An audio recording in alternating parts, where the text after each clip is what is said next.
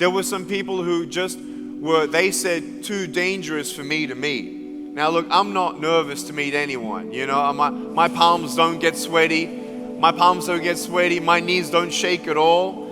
And you know, when in life, we have things in life that come and we try to figure out, well, who am I and what am I doing? And what's my purpose? Is there any purpose at all to my life in the end?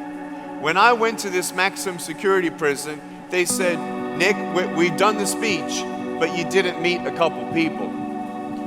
And I'm like, well, I want to meet them. They said, are you sure? They said, all right. So I went there and I was in my manual wheelchair. Someone was pushing me. I didn't have this cool little thing here. And I went up to the bars.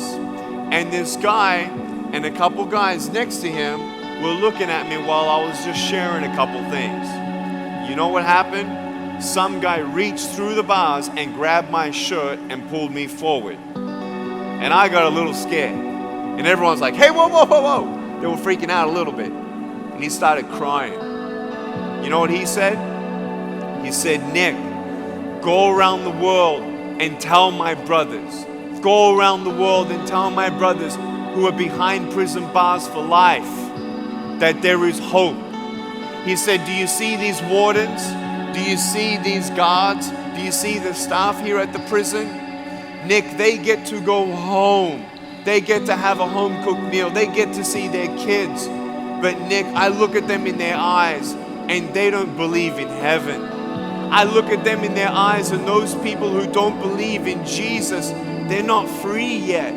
He looked at me and he said, I'm more free than them. And it freaked me out.